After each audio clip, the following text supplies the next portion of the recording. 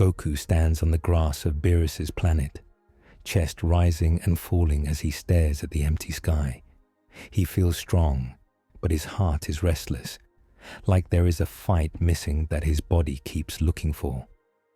Whis taps his staff and shows him a vision of another world, an endless sea full of wild storms and strange, powerful auras. Want to see if someone there can push you further? Whis asks, and Goku grins and nods before the words are even done. Whis opens a swirling portal of light, warns that it is unstable, and Goku leaps in anyway as the edges crackle and bite into his ki. The sky above the new world is black and green, sliced by thunder that feels like it could cut a ship in half. The Thousand Sunny rides a giant wave, nose rising, spray exploding over the deck. Monkey D. Luffy stands on the figurehead, hands on his straw hat, laughing into the wind. "Luffy, get down," Nami yells, clinging to the rail with one hand and her weather staff with the other.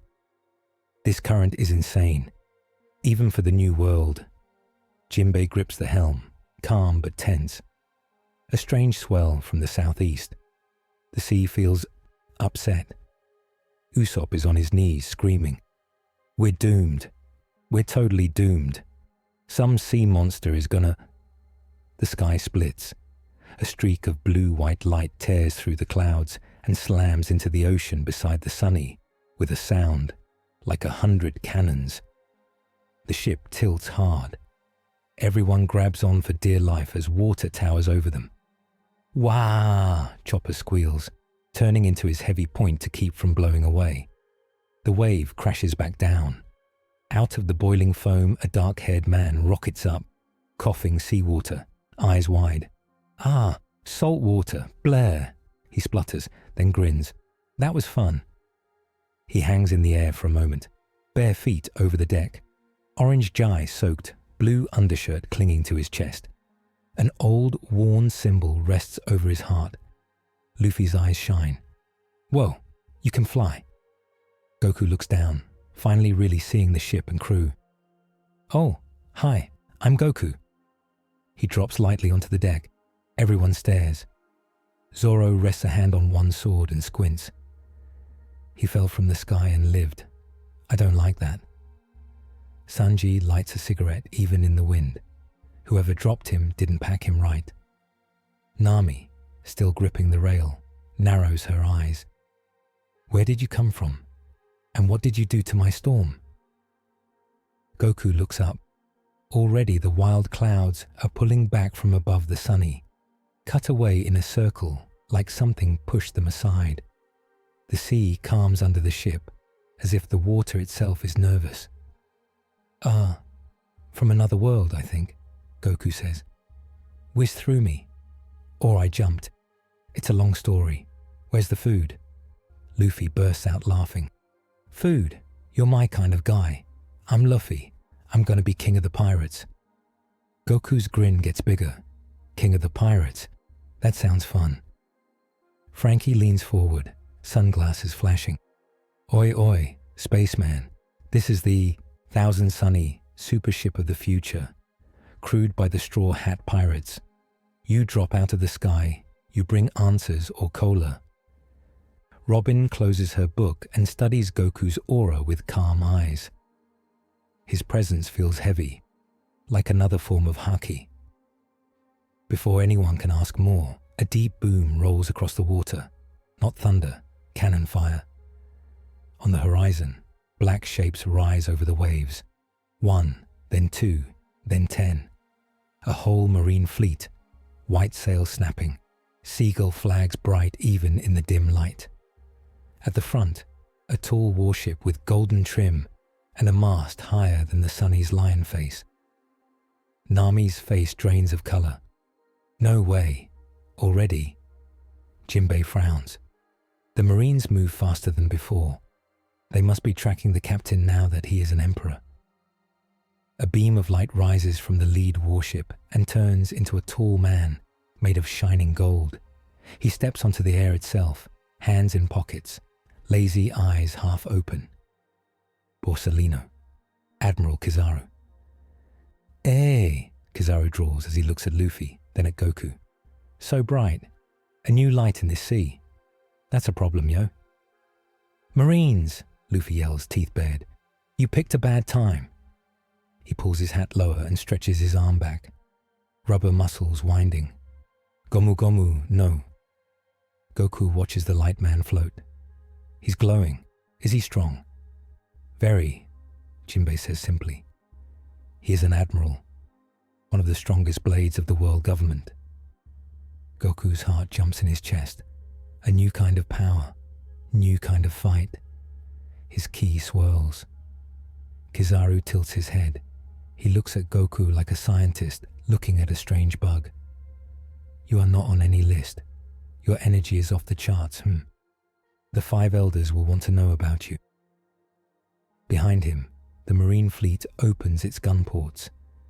Hundreds of cannons aim at the Sunny and the small island behind it, where tiny houses and a single dock sit in the storm's shadow. On the island, people run. Tiny dots, seen even from here. Nami sees them and sucks in a breath. They'll wipe out the village to get to us. Kizaru raises one glowing hand. Fire. The sky fills with smoke and steel. Cannonballs arc toward the Sunny and the island, a cloud of death. Luffy pulls his arm back harder, anger burning. Gomu Gomu, no. Hey, I can help, Goku says. He vanishes. 1 second he is on the deck. The next he is in the air between the Sunny and the Marine fleet. Arms spread, ki flaring around him in a bright blue shell. The cannonballs slam into the aura and bounce, crack or shatter, metal turning to dust under the pressure. The whole sea lights up. The shockwave sends waves rolling back toward the Marines. Goku floats there, hair whipping in the wind, eyes sharp. That's too much for normal people, he says. You should aim your attacks better. Kizaru's lazy smile slips a little. Below, on the Sunny, the crew stare, mouths hanging open. How did he move so fast? Usopp yells. Teleportation, Robin says softly, or something close. Chopper's eyes turn to stars. He's amazing. Luffy's grin stretches. Shishishi. He's awesome. Goku cups his hands at his side. Blue light gathers between his palms, small at first, then growing like a tiny sun. Me. His voice is calm, focused. Nami's eyes bug out. Wait, is he going to... The light brightens until the whole sky is tinted blue. Me. Jinbei shields his eyes. The sea itself is reacting to that energy. The beam that fires from Goku's hands is narrow but impossibly dense. It stabs across the water, slicing between the cannonballs he did not already stop, smashing into the giant cannon tower on the front Marine ship. The tower melts. The ship's front snaps, the hull lifting as if something kicked it from below. The blast continues, grazing 2 other warships. Their masts crack and fall. The sea explodes in steam and foam where the beam hits, then fades. The fleet staggers. Marines scream and cling to rails as ships tilt. Goku lowers his hands, breathing steady. Oops, I didn't mean to hit that many. On the Sunny, everyone is blown back by the wind of his attack. Luffy clutches his hat and howls with joy. That was awesome. What was that? Kamehameha, Goku says. I didn't even go all out. Codex note. Goku's ki is battle life force. When focused into a beam, it can shatter steel and rock, but in this sea world, the water and sky strain under its pressure. Kizaru reforms his body where pieces of light had scattered. He floats higher, face now serious. You shouldn't exist here, he says in a low tone. An outside light. If you shine too bright, you'll burn the whole ocean. He touches his Den Mushi snail phone. Report to Marie-Joie. Unknown entity with power greater than an admiral. Prepare containment. On the other ships, Marines scramble to aim strange new devices, tall towers of metal with Seastone rings and glass lenses, toward Goku. They hum with a cold, blue glow. New toys, Sanji mutters, watching through his cigarette smoke. Vegapunk's work, maybe. One of the towers fires a thin beam of pale blue light at Goku. It hits his aura and sizzles like acid. Ah, Goku jerks, feeling part of his Kai drain. The glowing shell around him flickers. The hell was that? Zoro growls. Seastone-based spectrum, Robin guesses, designed to weaken devil fruit users, but it seems to react to his ki as well. Goku grits his teeth and flares his energy again, blasting the beam away, but his brow now beads with sweat. That stung. Kizaru watches carefully.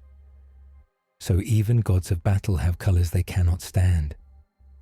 Luffy leaps off the sunny, stretching his legs to land on the air itself, using Geppo taught by the Marines he once fought. He bounces up beside Goku, standing next to him above the waves. "Hey, Sky Guy," Luffy says. "You defended my friends. That makes you my friend. Let's smash these guys." Goku looks at him. He sees fire, freedom, and a simple joy in the fight that feels close to his own. He smiles. "Okay, let's do it." Side by side, Emperor of the Sea and Saiyan Warrior face the Marine fleet. Wind whips their clothes. The Sunny rides the calmer water behind them.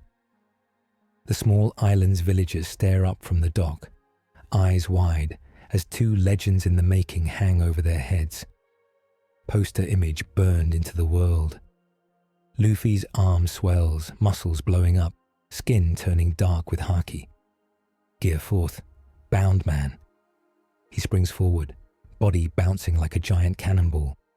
Goku darts forward too, faster than before. Aura flaring red now, mixing with blue. "Let's see how strong your punches are." They drop into the ships like twin meteors. The battle is fast, loud and brutal. Luffy's rubber fists smash decks and cannons. Goku punches through Seastone towers before they can fire, each hit carefully aimed so he crushes metal, but leaves Marines alive, just knocked flying. "Try to avoid killing them," Goku calls over the DE-in. "Yeah, I don't kill weaklings," Luffy shouts back. "Only really bad guys." Kizaru zips around in beams of light, trying to strike from above, but Goku senses him, steps into his path, and deflects kicks with his forearms. Each clash sends ripples through the air. "You are fast," Kizaru says, a thin grin back on his face. "Faster than light? That would be troublesome, yo." "Just fast enough to protect my friends," Goku answers. On the Sunny, Nami and the others do not sit still. Nami drives the ship to shield the island. Zoro cuts incoming cannonballs when they slip past. Sanji kicks stray Marines out of the sky, and Usopp snipes Seastone devices with exploding plant shots. "Don't point weird beams at our new idiot," Usopp yells, sweating. Even with all their effort, the sea groans under the strain. Waves rise in strange patterns. The sky above flashes, not with lightning but with cracks of pure white, like glass under pressure. Jinbei feels it in his skin. "The ocean is angry," he murmurs. "This new energy is not meant for this world. It pushes against the balance." After long, chaotic minutes, the Marine fleet is in pieces.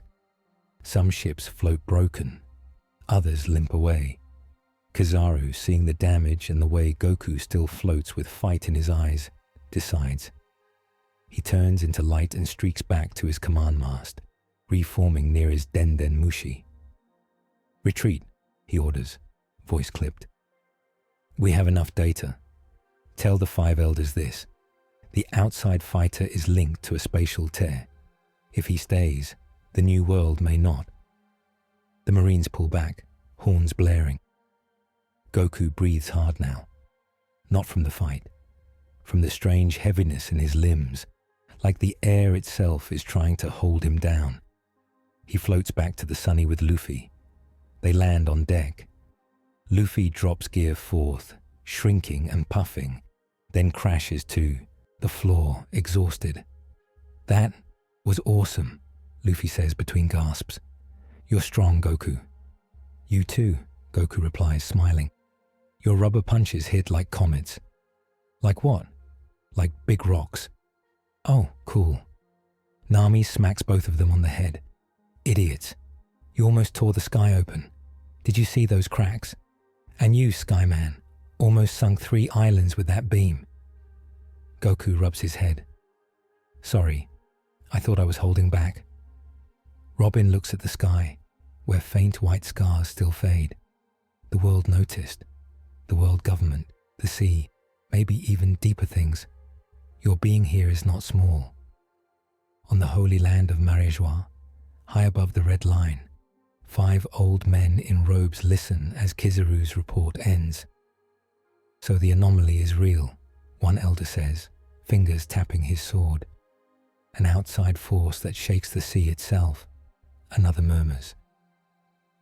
Imu, the shadowy ruler who sits upon the empty throne, watches a map of the world on the floor, where a new crack of light has appeared in the new world.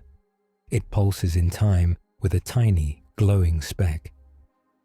"Mark him," Imu says. "The man called Goku. He is now a threat equal to an emperor and a crack in the sky.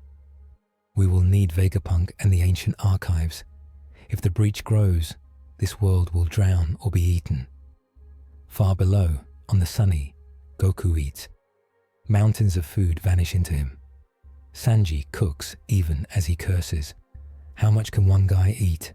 Sanji cries. "I'm a chef, not a factory."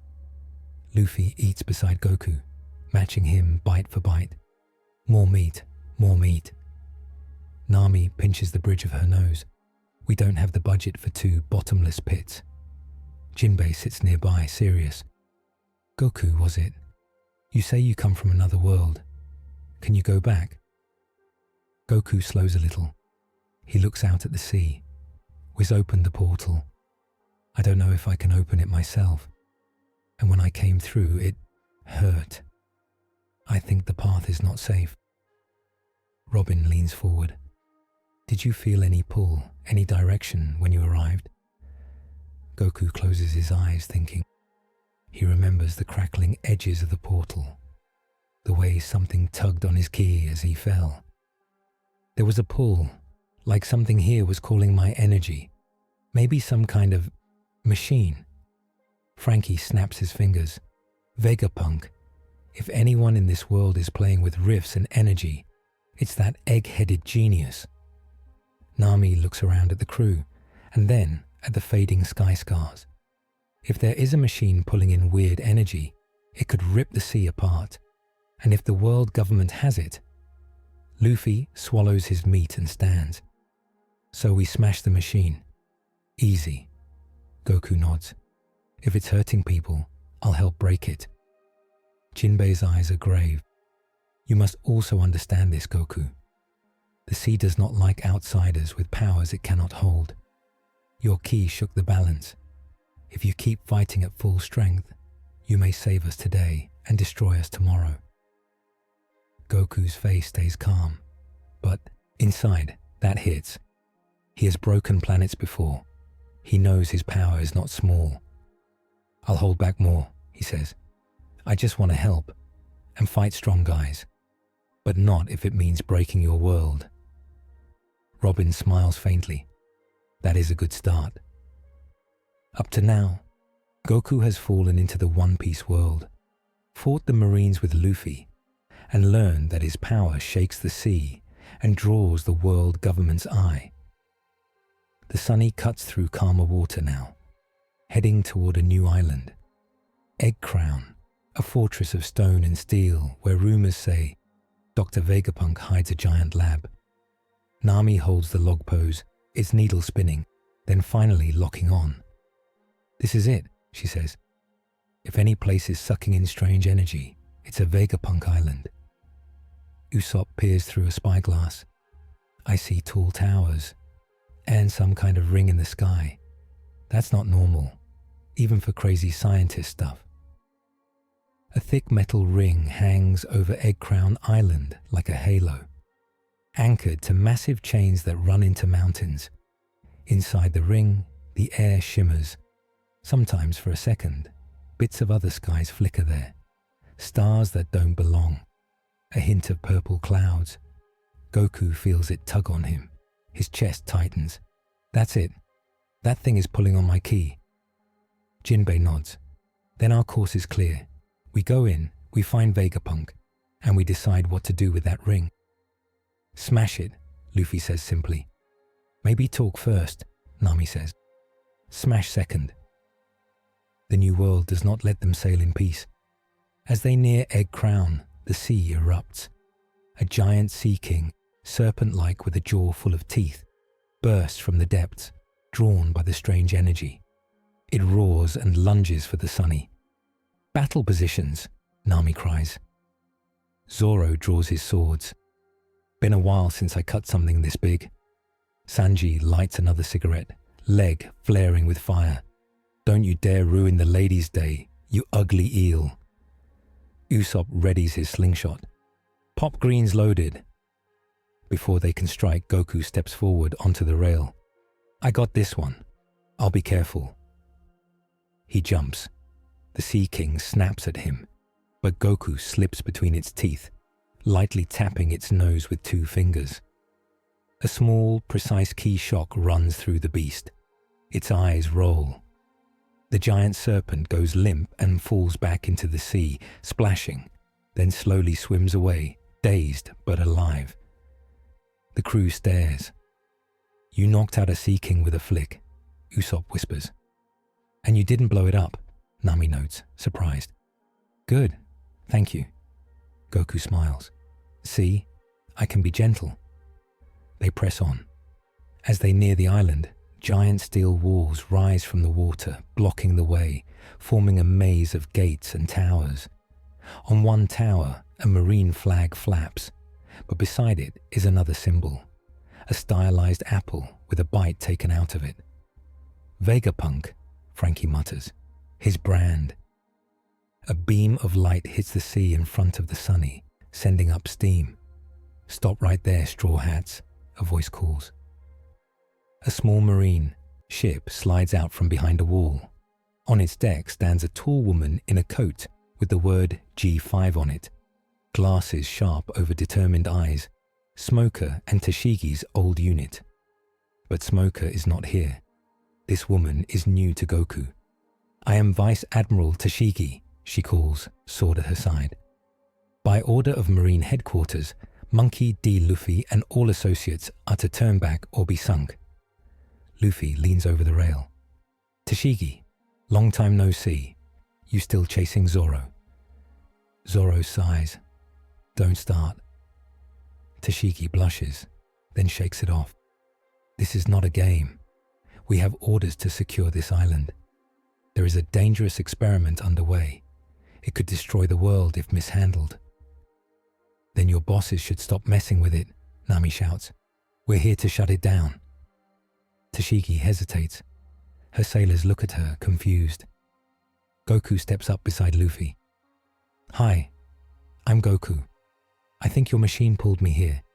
It's hurting the sky. We just want to make it safe. Tashigi studies him. She remembers Kizaru's rushed call. An unknown fighter. Power beyond any admiral. A risk to the whole sea. You're the anomaly, she says quietly. If that's true, you are part of the danger too. I know, Goku answers. That's why I have to help fix it. Her jaw tightens. Duty fights with instinct. She knows the world government will twist this power. She has seen their sins. Fine, she says at last. We escort you to the inner dock, but any sign of betrayal, we sink you. Luffy laughs. We're pirates. Betrayal is just adventure with extra steps. Nami smacks him again. We accept your escort, for now. The Sunny sails under marine guns, flanked by small ships. Goku feels many eyes on him. Fear, curiosity, hope. It is not his first time being the strange one, but in this world, every glance feels sharper, like the whole sea judges him. Inside the harbour, Egg Crown is a forest of metal. Huge pipes run between towers. Strange machines whir and hiss. The giant ring overhead glows brighter now, and inside it, for a heartbeat, Goku swears he sees Beerus's planet. Then it is gone. They are led into a wide hangar. There, amid stacks of tech and strange robots, a short figure with a giant apple-shaped helmet and wild hair waits. "Dr. Vegapunk," Frankie calls. The figure spins. A hologram flickers and shows an older man's face over the smaller body. "Welcome, Straw Hat Pirates, Vice Admiral Tashigi, and Anomaly," the voice says. "Yes, I am Vegapunk, or one of me anyway." "You're an old man in a kid's body?" Usopp whispers. "That's creepy." "Science is creepy," Frankie says with respect. Vegapunk's eyes, large behind the goggles, lock onto Goku.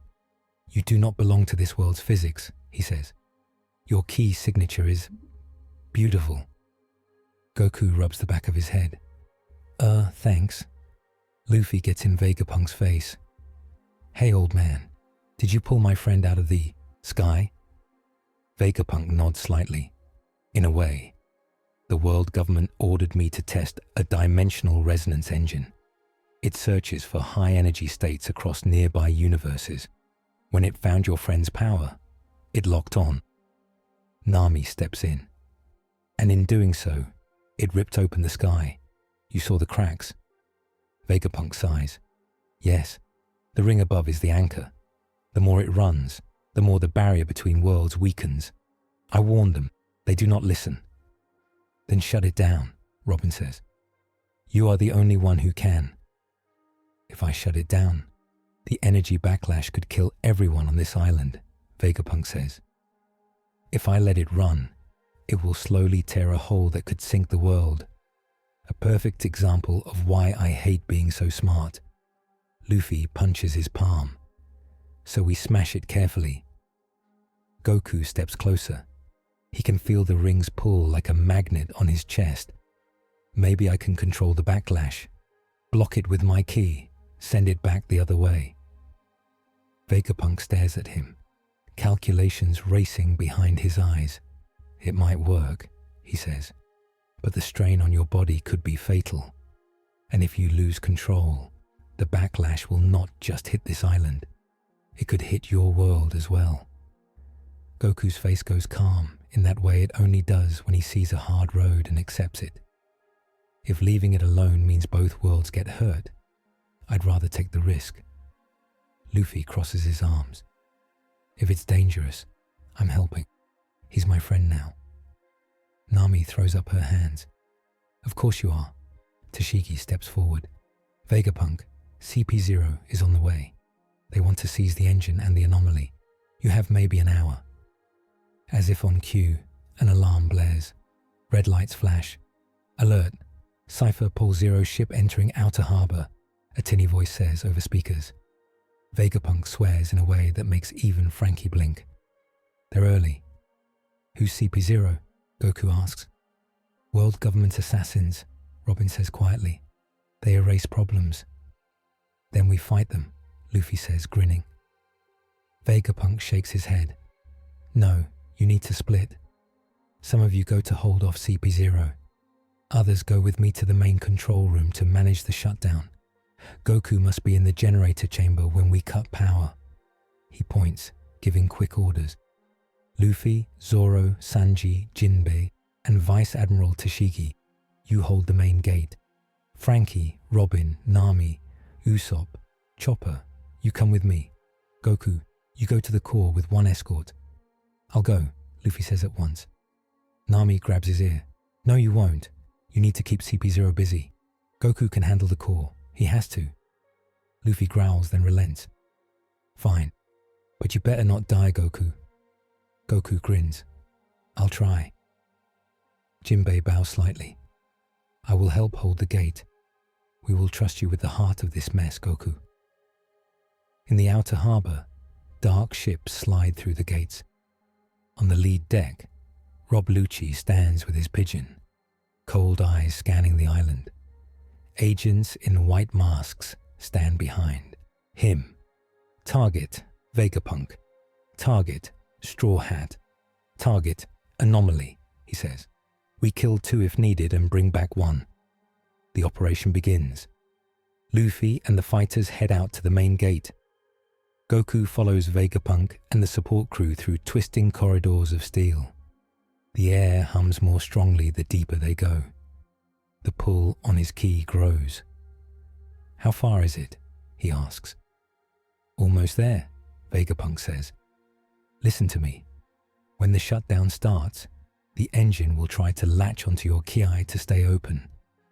You must let it hook you, then push back, like 2 waves crashing. I'm good with waves, Goku says. I trained with gods and in crazy gravity. I can handle it. Vegapunk glances at him. Gods, gravity training. I must survive this just to take notes. They reach a vast chamber.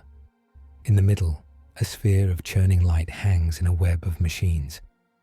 Cables run from it into the floor, the walls, the ceiling.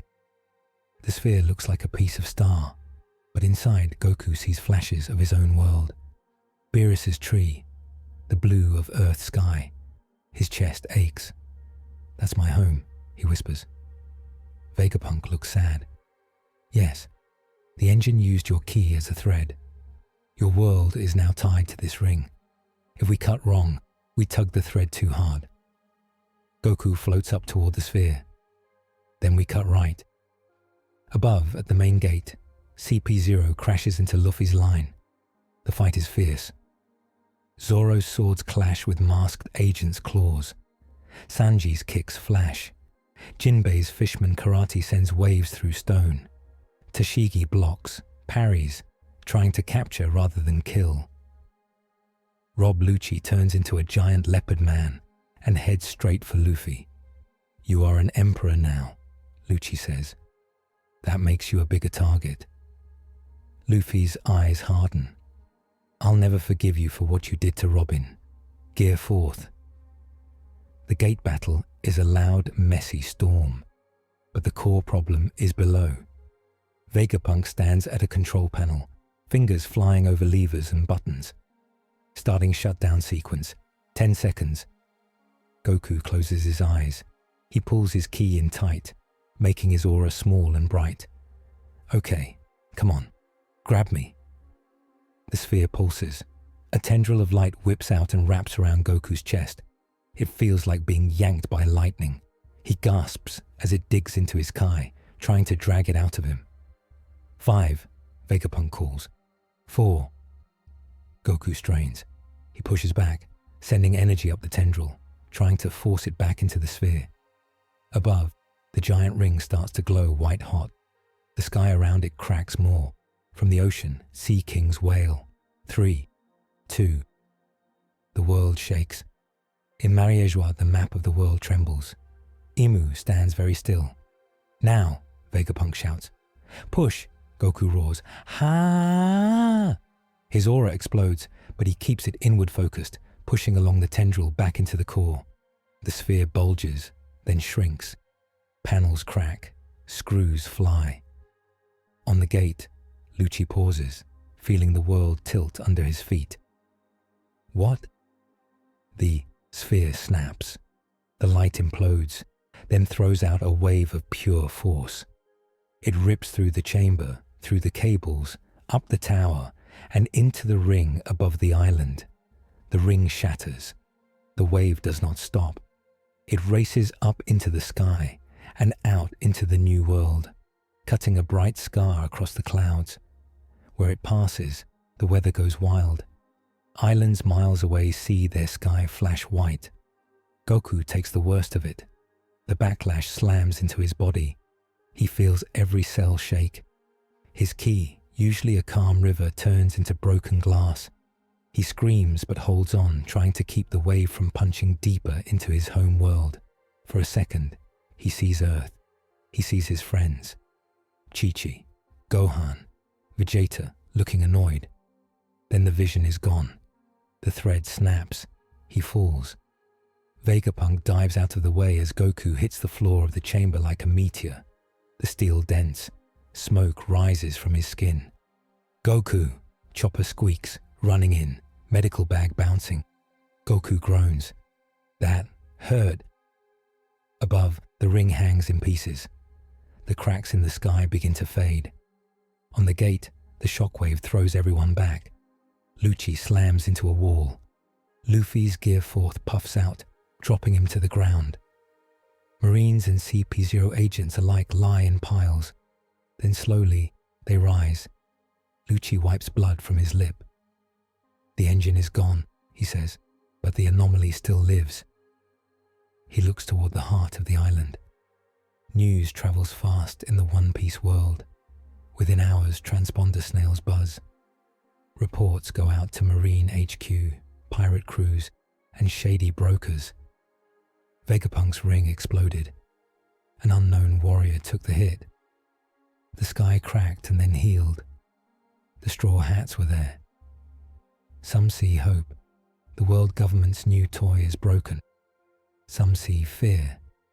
A fighter strong enough to wrestle with the sky now sails with a pirate crew. On the Sunny, anchored in a secret cove near Egg Crown, the crew huddles around Goku as he sits propped up, bandaged. Your insides are weird, Chopper says, peering with doctor eyes. Way more muscle, way more energy channels. It's like your body is a machine for fighting. Goku laughs weakly. That sounds about right. Nami stands with arms folded. The ring is gone. That's good. But the wave you sent out made a mess. We already have reports of storms going crazy along its path. Robin nods. The balance shifted. You closed one door, but the whole house shook. Jinbei looks at Goku. How do you feel? Goku clenches and opens his fist. His ki feels different. Slower to answer. Heavy, like someone put weights on his soul. I'm still strong, he says. But maybe not as strong as before. This world took a bite. Vegapunk, now hiding with them as a fugitive, adjusts his helmet. Your key pathways were overloaded by the engine feedback, he explains. You will recover some power over time, but there is now a resonance. Resonance? Frankie asks. Seastone, Haki, and the leftover dimensional energy all now know your signature, Vegapunk says. The world government will build weapons tuned to you. They can weaken you in ways they cannot weaken others. Nami grimaces. So they're going to turn you into a walking target. Great. Luffy grins. They already wanted to kill me. Now they want to kill him too. That just means more people to punch. Goku smiles back, but inside, a small worry grows.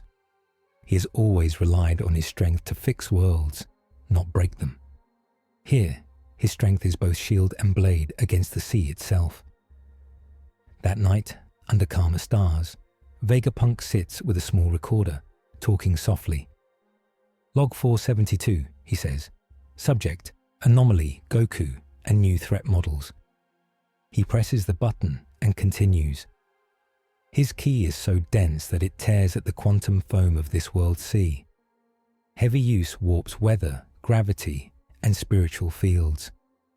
Seastone arrays tuned to his frequency can drain his strength faster than normal, turning his greatest edge into a vulnerability.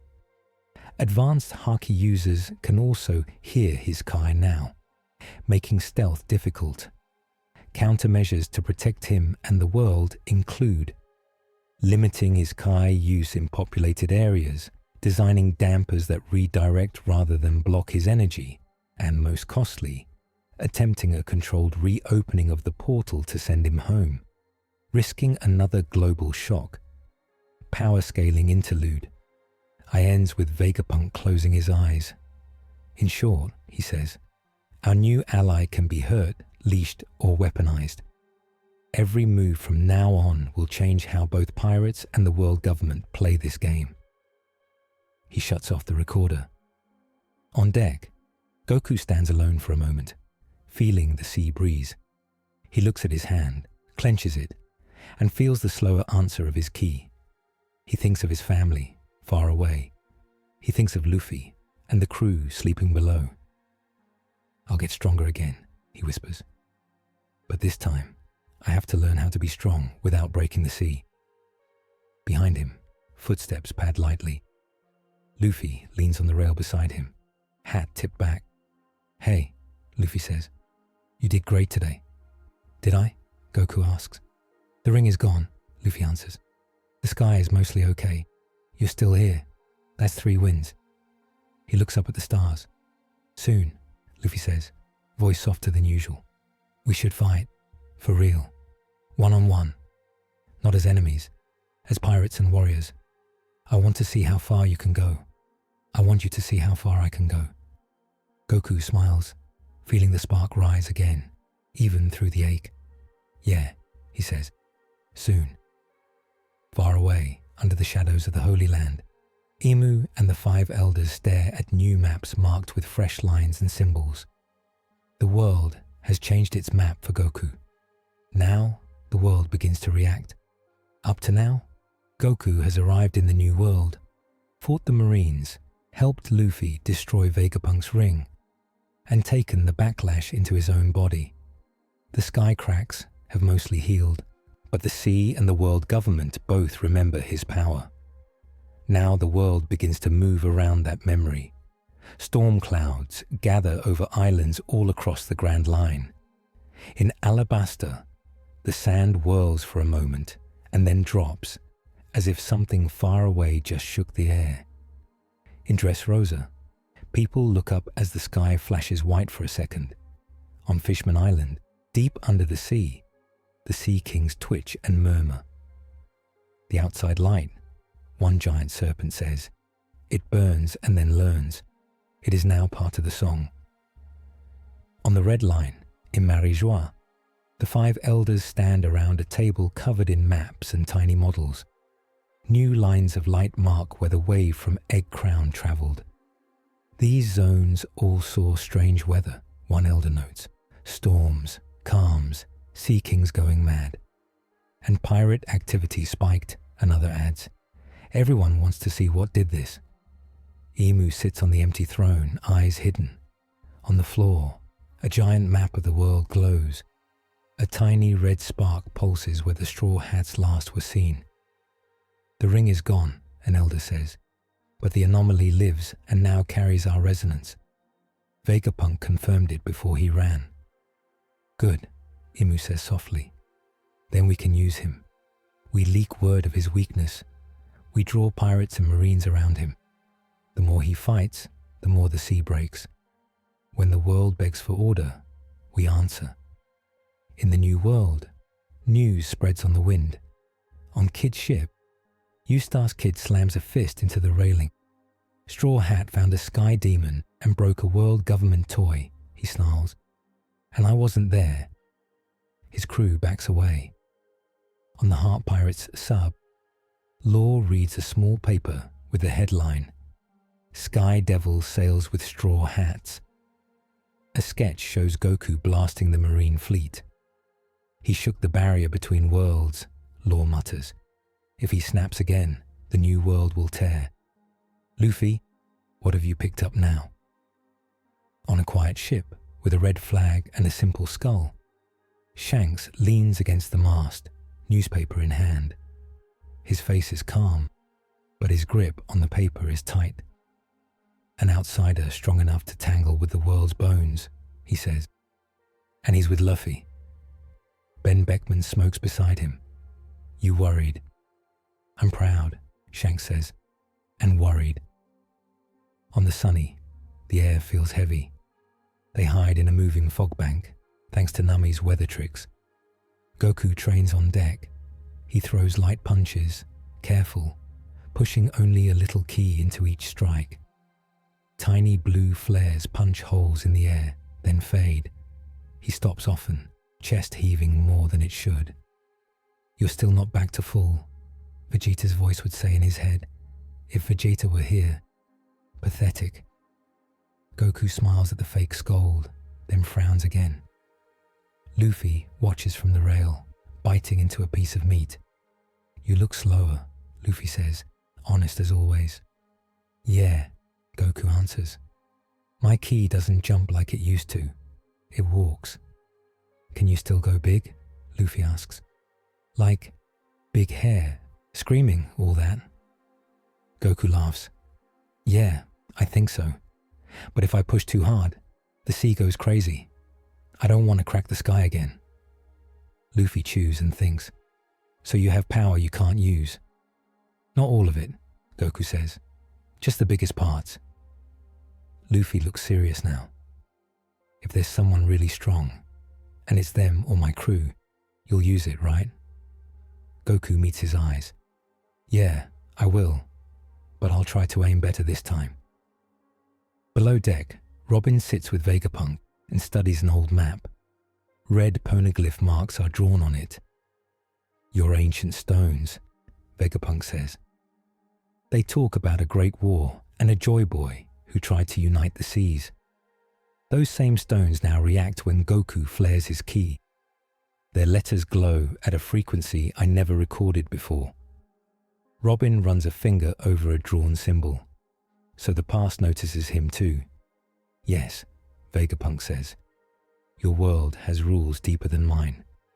Whatever Joy Boy was, he was tied to the sea's heart. When Goku arrived and shook the sea, the heart noticed. "So the sea will judge him," Robin says quietly, "and judge Luffy for standing beside him." Nami bursts into the room with a log pose and a worried look. "We have a problem. The needle is going wild. It keeps pointing to 3 islands at once, then spinning around Goku." Vegapunk frowns. The magnetic fields of the new world are already complex. With a new energy source on board, they are worse. We may be breaking the normal rules without knowing. Usopp stumbles in, pale. Also, there's a bounty update. He slams a new wanted poster on the table.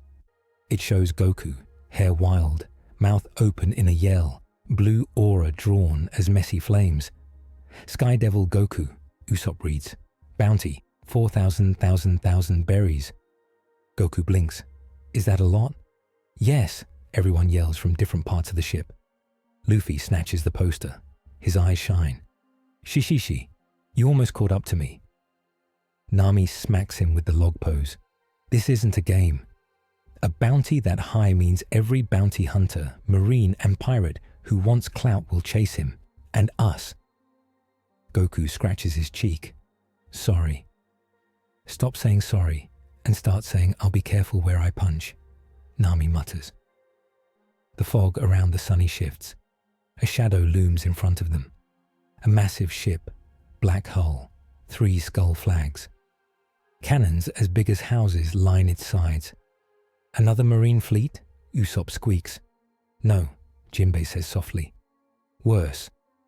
On the deck of the dark ship, Marshal D. Teach, Blackbeard laughs, teeth glinting. "Zehahaha, so it's true," he booms. "The Sky Demon teamed up with Straw Hat. I came to see with my own eyes." Shiryu and other dark, dangerous figures stand behind him. Luffy's face hardens. "Teach." Goku steps up beside him. "Friend of yours?" "Enemy," Luffy says flatly. "He killed a friend. He stole a power. He's a Yonko, a big pirate boss." "Ah," Goku says, "so we punch him extra." Blackbeard spreads his arms. Darkness seeps from his body, swirling over the water. Now relax. I didn't come to fight. The sea's already shaking. No need to rush the end of the world, zehahaha." "Then what do you want?" Zoro calls, hand on sword. Blackbeard's eyes glitter. "To make a deal. The world government is building something big in Mariéjois, something that sings with your friend's energy. An ancient weapon hooked to your new toy, Vegapunk. When they fire it, they will erase islands and blame it on you." Vegapunk goes still. They recovered parts of the engine, he realizes. Of course they did. And they're linking it to... Pluton, Uranus, Poseidon? Blackbeard shrugs. Who knows? Names are just names. But I know this. They plan to fire it at a spot where the sea is thin, a place tied to Joy Boy and the last island. If they do, the world might crack into pieces, zehahaha. Robin's eyes widen. Laugh tail. Bingo, Blackbeard says. They tracked your path, Straw Hat. They know you're getting close. They want to blow up the board before you can flip it. Luffy growls. I'll never let them destroy the final island. Blackbeard laughs again. Then we have the same enemy, for now. So here is my offer. Let me tag along. We go to the war. We stop the weapon. Then, later, we settle things like real pirates. Jinbei whispers, he is poison. Any alliance with him is a trap. Goku watches Blackbeard carefully. He sees greed, hunger, and some kind of twisted joy in chaos. But he also sees a keen mind. Blackbeard is dangerous, but not stupid. If we say no, Goku asks. Then I follow anyway, Blackbeard says. And maybe I help the world government instead. Depends on my mood. Luffy's jaw clenches. He hates the idea of working with Blackbeard, but he hates the idea of the world government erasing Laugh Tail more. He looks at Goku. What do you think? Goku thinks of Beerus, lazy and deadly, deciding if a planet lives or dies on a whim. He knows gods like this. He does not like letting them choose. We don't have to trust him, Goku says. We just have to make sure we're the strongest ones in the room. If he tries something, we stop him. Luffy grins, suddenly happy. Yeah, that's right. We're not scared of him anyway. Nami groans. I hate this plan. Vegapunk pushes his helmet up. Strategically, we need information and chaos on our side. Blackbeard brings both. I say we let him think he's in control. Robin nods slowly, and we keep a knife ready for his back. Zehahaha, I heard that, little devil, Blackbeard calls. You're speaking my language. The new alliance is messy and full of glares, but the new world only cares about results, not comfort. They set a course, their target, a huge, sacred sea trench near the final island. There, deep under the waves and above them in the sky, the world government has built a new engine tied to an ancient weapon. There, the convergence event will happen, whether anyone wants it or not. The days that follow are not calm.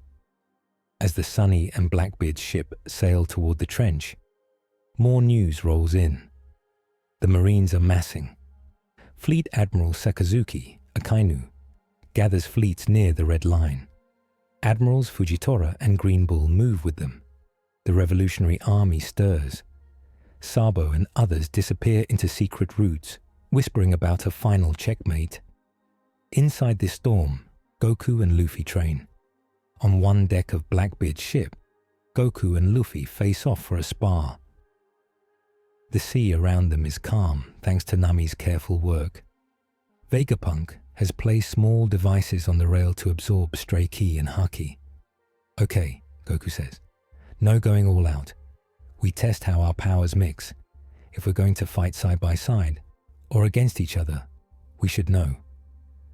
Luffy bounces on his feet. Gear second. Steam puffs from his body. His skin reddens. He vanishes and reappears in front of Goku with a fast punch. Goku blocks easily at first, smiling. You're fast. Gomu Gomu no jet pistol. The blows come quicker, coated in armament haki. Goku takes them, sliding a bit. He responds with light taps, seeing how much force the sea will take before it shivers. They dance across the deck. Each impact makes the boards creak, but the sky stays steady. The devices hum, eating tiny bits of energy. They both hold back, on purpose. After a while they stop, panting, grinning. You're strong without going big, Luffy says. So are you, Goku answers. That's good. Luffy's smile fades a little. But one day, We'll fight for real. No holding back. The sea might not like that. Goku looks at his hands. I know. If we both go full, we might break more than our bodies. They stand in silence for a moment, feeling the weight of that future. Below deck, Jinbei and Robin talk with Sabo over a Denden Mushi snail. You're really teaming up with Blackbeard? Sabo asks, horrified. Only for this operation, Jinbei says. The world government built a weapon tied to both the ancient past and our new friend. If they fire it, everything changes. Sabo sighs. The Revolutionary Army is moving too. We plan to strike Marijois while their eyes are on the trench. Maybe free more slaves. Maybe cut their command lines. If we all hit at once, they can't control the story. Robin's eyes are calm. Then this war will decide more than Laugh Tale. Yes, Sabo says. This could be the war that Joy Boy failed to finish, and now you have someone like a god on your deck. He is not a god, Robin says softly. He is a man who wants to fight and protect. That makes him more dangerous, and maybe more kind. They reach the trench at dawn. The sea there is dark and deep. The water feels heavy, like it is holding its breath. Up above, the sky is clear for now. Down, below, something hums. Huge iron towers rise from the sea floor, their tops just below the waves. A circular platform floats in the middle, held by chains. Above that platform, in the sky, hangs a new ring, bigger than the one at Egg Crown, lined with Seastone. Vegapunk swears again. They built it where the sea is thin, where ancient energy lines meet.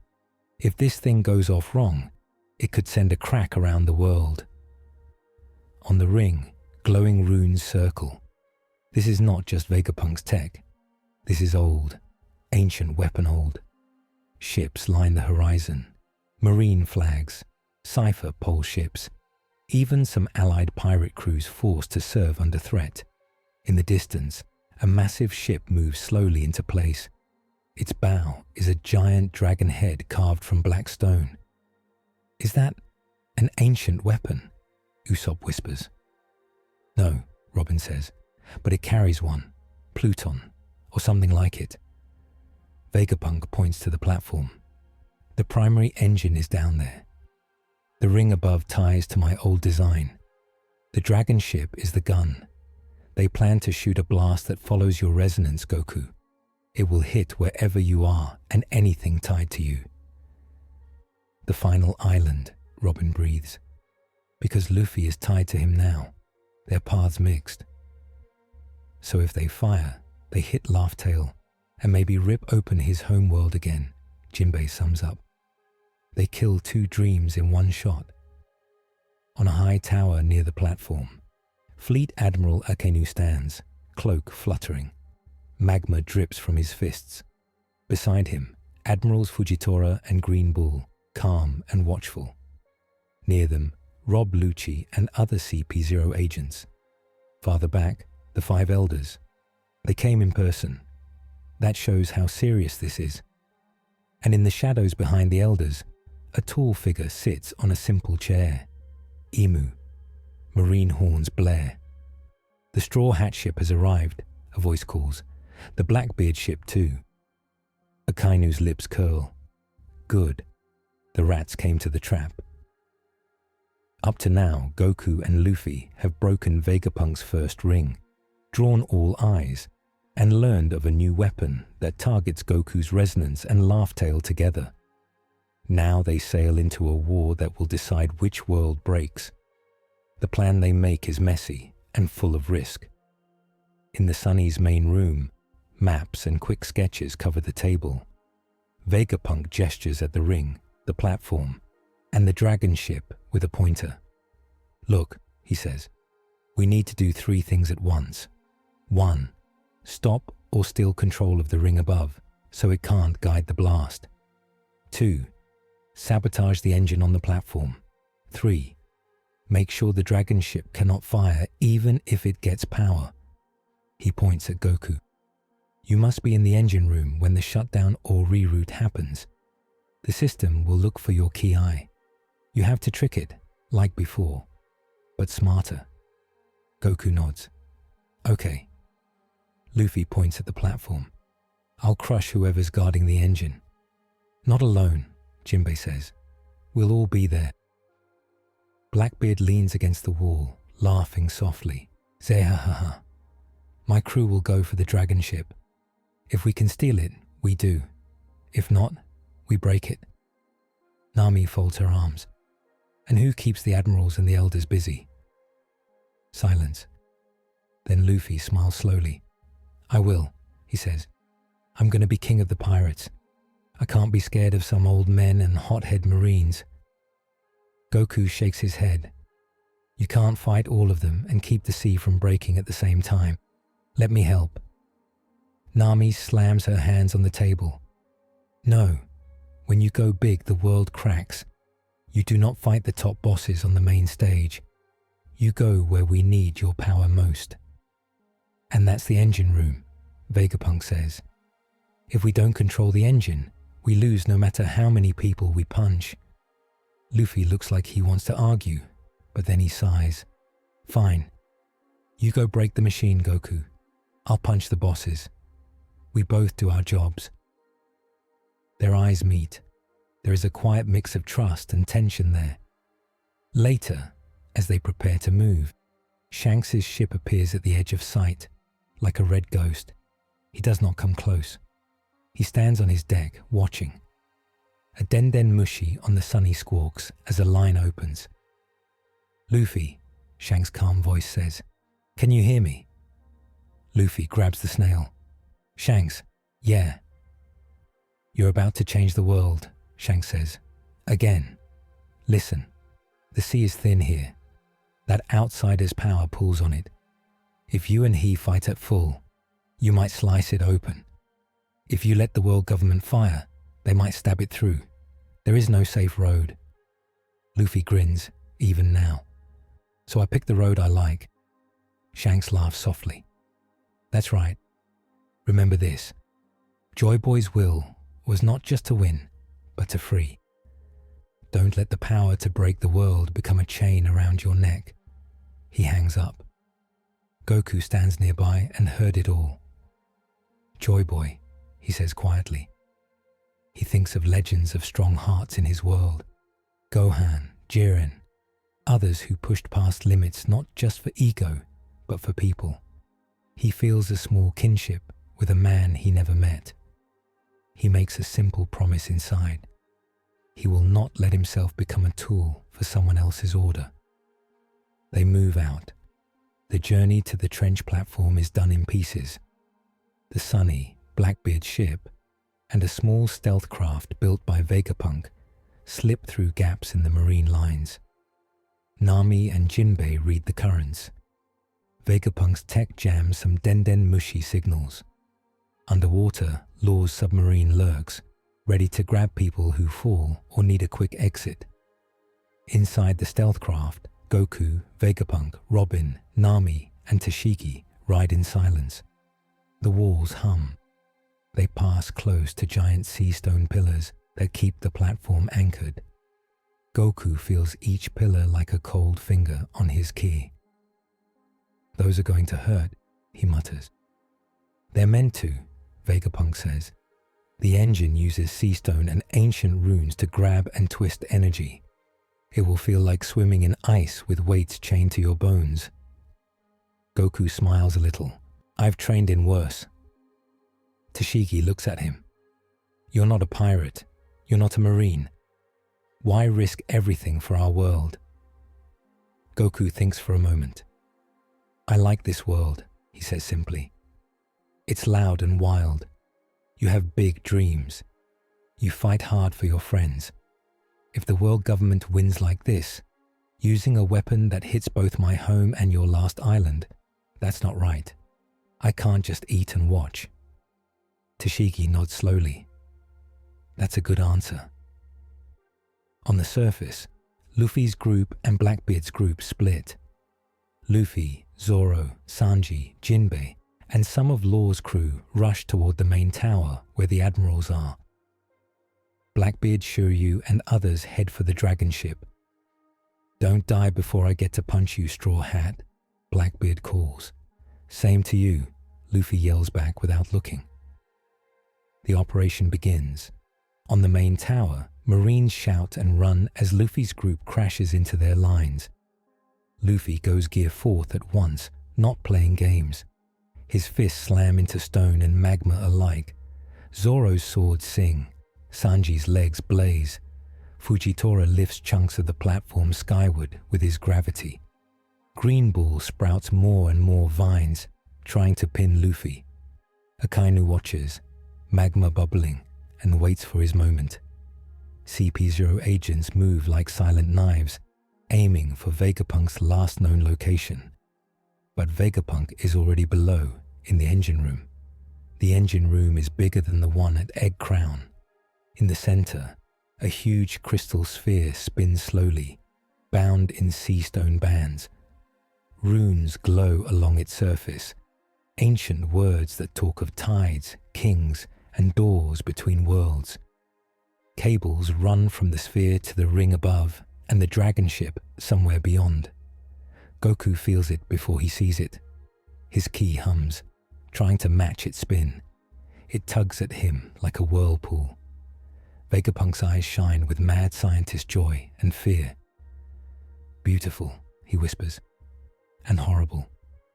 Robin studies the runes, reading their meaning. "This weapon isn't just a cannon," she says. "It judges. It reads the weight of things and chooses what to erase." "Wait," Nami asks. "History, will, presence," Robin explains. "If they fire this, they can target more than a place. They can target a dream." Vegapunk nods.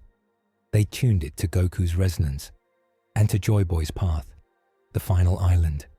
If it fires, it will try to erase that line from the world. Goku floats closer. Then we break it before it fires. He steps into the space above the sphere. Ki flares around him, but he keeps it tight. The Seastone bands glow brighter, reacting to him. They try to pull him in, to drain him. It hurts, like needles pressing into his skin from every direction. "Start the override," he says through gritted teeth. "I'll hold it." Vegapunk runs to the control panel. He plugs in a small device and starts typing commands. Nami and Robin stand guard, worrying about more than numbers. On cue, the twist comes. Rob Lucci appears in the doorway, suit singed from earlier fighting, mask off, leopard spots showing on his skin. CP0 agents fan out behind him. "You thought we wouldn't have guards here," Lucci says calmly. "You thought we'd leave the engine heart open." Tashiki steps between the agents and Vegapunk, sword drawn. "You're not taking him." Lucci's eyes flick to her. "Traitors die with pirates." He moves. Tashiki blocks the first strike. The impact sends her sliding back. CP0 agents leap in, clashing with Robin's sprouting arms and Nami's lightning strikes. Goku grunts as the engine's pull grows stronger, sensing the conflict. "I can't." "Step away now," he says. "If I move, it'll latch onto something else."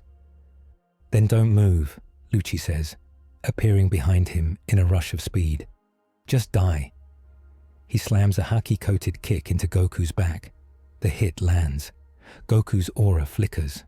Pain runs through his spine. He snarls and throws an elbow back, connecting with Lucci's ribs. The CP0 leader flips away, coughing blood but smiling. "So the great anomaly can be touched now," Lucci says. "Good. That means we can shape you." He whistles sharply. Around the room, hidden Seastone panels slide open. From each, thin beams of pale blue light fire out, forming a cage around Goku and the sphere. The beams cut into his aura, into his kai. They pull, hard. Goku screams. "Vegapunk," Lucci says. "You did such good work on the field data. The elders improved it. Now we have a resonance cage. It uses his own energy to lock him in place and fuel the weapon. When the elders give the order, he will help fire the shot that kills his own friend's dream. Goku struggles. Every push of ki makes the cage brighter and steals more strength. Nami throws lightning at one of the projectors. It fries, but the others grow brighter. "This room is wired," Vegapunk shouts over the noise. "Every projector we break makes the remaining ones stronger. They plan for a rampage." "So we shut them all off at once," Nami says. "Right?" "Right," Vegapunk says. "But the override is upstairs, near the elders." Robin's jaw tightens. "Of course it is." Lucci leaps at Vegapunk again. Tashiki blocks, but her arm shakes. She is brave, but outmatched. Robin sprouts a giant hand from the wall, grabbing Lucci's leg and slamming him into the floor. Bones crack, but he turns, claws slicing through phantom shoulders. The fight is chaos. Goku, trapped in the cage, can only watch in flashes. He feels the engine's song in his bones. It is trying to use him like a battery in a key. He thinks of all the times he pushed past his limits. Frieza, Cell, Buu, Jiren, Moro. He has always broken his chains by going higher. Now, if he goes higher, he might rip this world like paper. He needs something else. "Vegapunk," he yells. "Can we re-aim this thing?" "Re-aim?" Vegapunk shouts back, ducking a shot. "You mean change what it erases?" "Yeah," Goku says. "If it's gonna fire anyway, can we point it at something the world needs gone?" Lucci laughs from the floor, blood on his teeth. "You think the elders will let you use their own gun on them?" Goku grits his teeth. "I'm not asking them." Vegapunk hesitates. His genius brain runs fast. Every path is risky, but doing nothing is death. "Yes," he says at last. "If someone reaches the override near the elders and changes the target, the weapon will fire where they changed it, but the energy has to come from you either way. It will hurt. It might kill you." Goku smiles through pain. "That's fine. I've died before." Nami yells, "Don't say that like it's normal." Robin meets Goku's eyes. She sees that calm, stupid bravery she knows too well in Luffy. She hates it and loves it. "I'll go," Robin says. "I can read the runes. I know what to change." Nami grabs her arm. "You're not going up there alone." Robin smiles gently. "You're coming with me, of course. Someone has to keep lightning on the old men." Tashigi grits her teeth. "I stay here. I protect Vegapunk and Goku." Lucci snarls and lunges again, but giant arms grab him, and a lightning bolt slams into his side. He crashes into a wall, smoking. Robin and Nami sprint out of the room, racing toward the higher levels where the elders and Imu watch.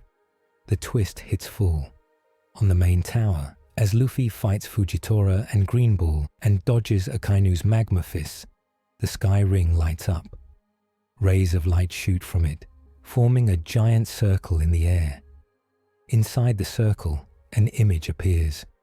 Goku, trapped in the cage, screaming as the engine pulls. The whole world can see. Snail cameras zoom in.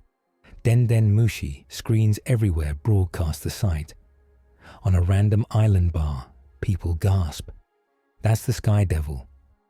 On a marine base, soldiers stare. They're using him as a tool. On Fishman Island, Shirahoshi cries. He looks like he's hurting. The world sees not a god, not a demon, a person in a cage. Some hearts move, some hearts harden.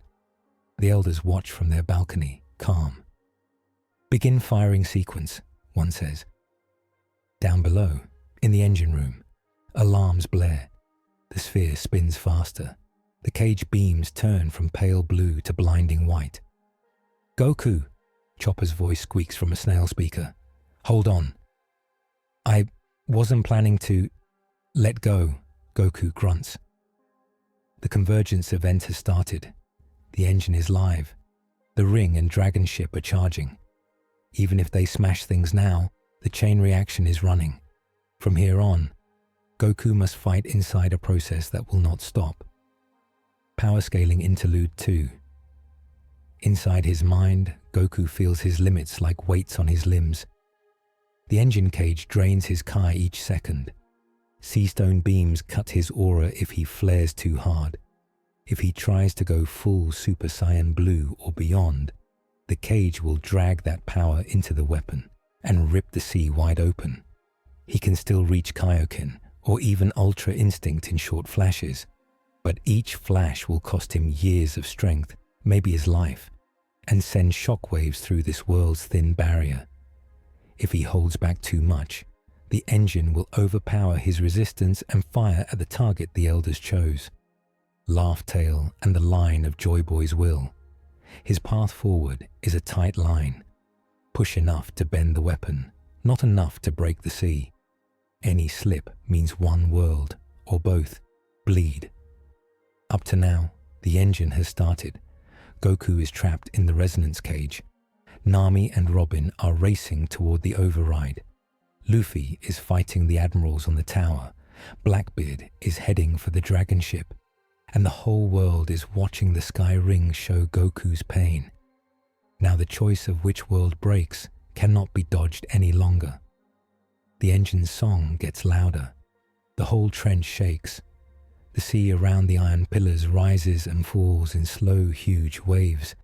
Fish flee. Sea kings circle at a distance, restless and afraid. On the platform, Marines cling to rails as gravity stutters. Fujitora looks up at the glowing ring in the sky and frowns. "I can feel it," he says. "Something deep is twisting. The world is leaning on a new axis." Green Bull's vines thrash. Then we cut down the route. Straw Hat, the outsider, all of them. Akainu glares at Luffy. "You pirates think you can decide the shape of the world. I will show you who holds justice." He throws a punch. A fist of magma big as a house roars toward Luffy. Luffy's body turns white, hair fluffy, eyes playful and wild. Gear 5th wakes. He grabs the magma fist like it is rubber, stretches it, and slams it back into the tower. Stone explodes. Marines scream and scatter. "I decide my dream," Luffy shouts, laughing and serious at once. "And I won't let you burn it." Fujitora swings his sword. Gravity pushes down, trying to pin Luffy. But Luffy stomps on the air, making the ground bounce, turning the force into a spring. He jumps higher, laughing. Even up here, Goku's scream cuts through the thunder. Luffy's smile flickers. He glances at the ring projection where Goku writhes in the cage. "Hang on," he mutters. "I'm coming. Just a bit more." He charges the admirals again. Inside the tower, Nami and Robin race up spiral stairs. The air grows thinner. Strange symbols glow on the walls. The higher they go, the more they feel watched. At one landing, a CP-RO agent steps out, blade drawn. Robin's arms bloom from the wall and twist his limbs. Nami slams him with a focused lightning bolt. He drops, smoking. They keep running. At the top, heavy doors stand open. Beyond them, a long hall stretches. At the far end, a tall window looks out over the trench. In front of that window, a strange throne sits. It is not the empty throne in Marijois, but a copy, covered in old symbols. The elders stand around it, and in the shadows behind them, a tall figure with a simple, crown-shaped silhouette sits on a plain chair. Imu. Their eyes glow faintly red in the dim light. Between the elders and the door, a stone slab rises from the floor. Runes crawl over its surface. Above it, a glowing control panel hums. This is the override Vegapunk spoke of. Nami and Robin step into the hall. Marines and CP0 agents line the sides. Guns and blades point at them. The elders turn. Their faces are calm, severe. "You came far, Nico Robin," one says. "As always, You chase forbidden words. Robin's voice is steady. Words have weight. So do choices. Another elder looks at Nami. And you, little thief of storms. You play at guiding the sea. Nami grips her staff tighter. Someone has to, since you do such a bad job. Imu's gaze slides past them to the projection of Goku on the ring outside. The outsider struggles, Imu says softly. Good. His pain charges the shot. When it fires, his line and Joy Boy's line will end together.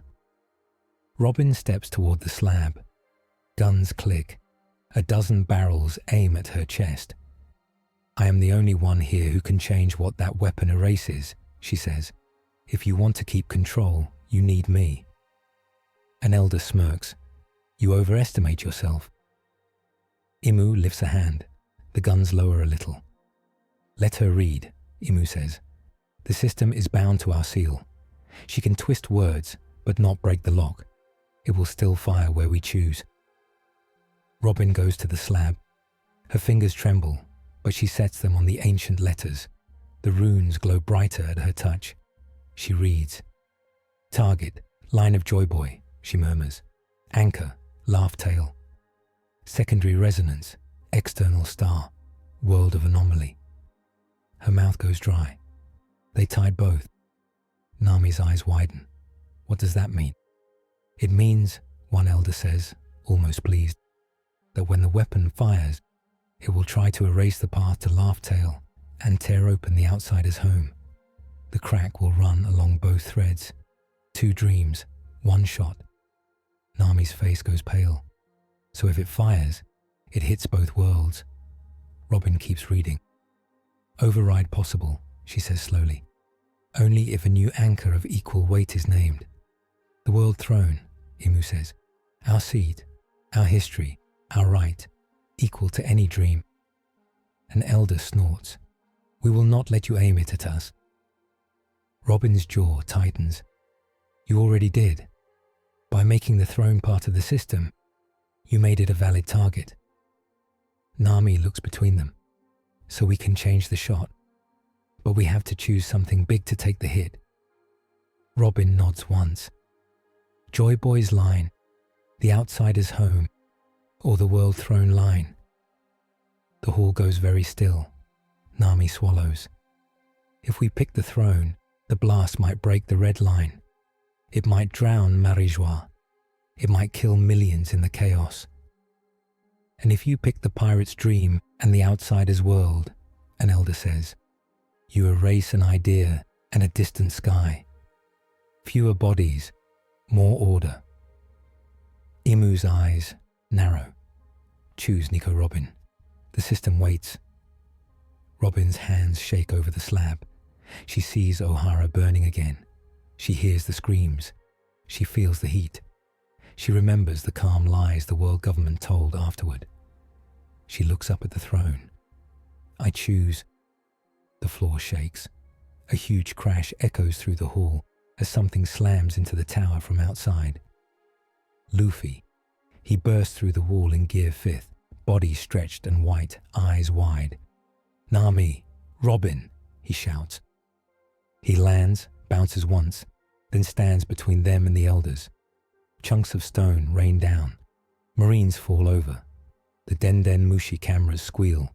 The whole world sees him stand there, chest heaving, hair wild, a smile on his face, even as blood drips from cuts. Sorry I'm late, he says. The old magma guy hits hard. Nami laughs with relief and anger. You idiot. Perfect timing. Robin steps back from the slab. Luffy, the weapon is tied to Goku, to Laugh Tail, and to the throne. If we retarget, something huge breaks. We have to pick. Luffy looks at the window. He sees the ring. He sees Goku in the cage, screaming as lines of light dig into his skin.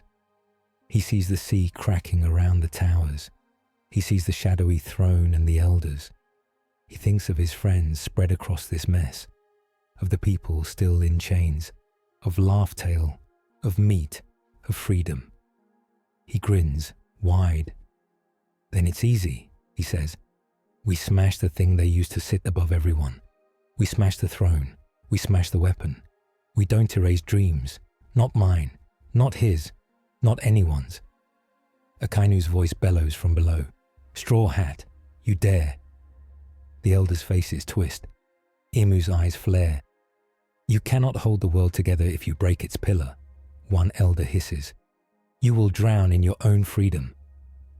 Luffy cracks his knuckles. Then we learn to swim. He turns to Robin. Can you make it aim at the throne?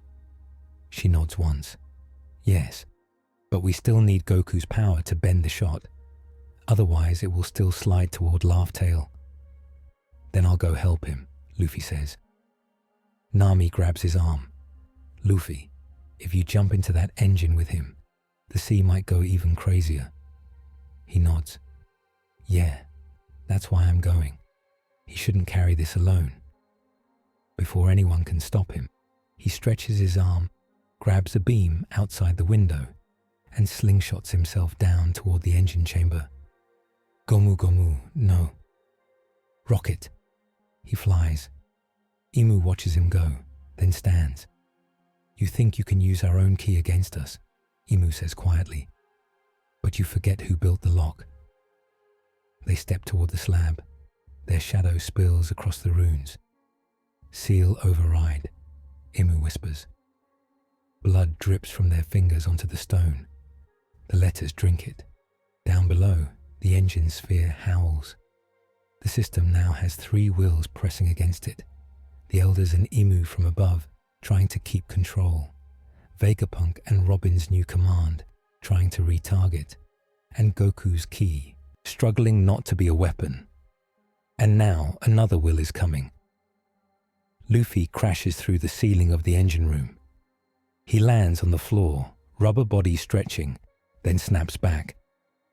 Took you long enough, Goku gasps. The cage beams cut into him from every side. His skin glows where they enter. His hair flickers between black and a faint blue. Luffy looks up at him. You look bad. Feel worse, Goku says. The weapon wants me to be the bullet. Luffy grins. Then we make you the shield instead. He jumps. His body stretches and slides between the beams, dodging some, letting others hit his rubber skin and bounce. He reaches Goku and grabs his arm. Hey, he says. Let's fight. Goku blinks. Now.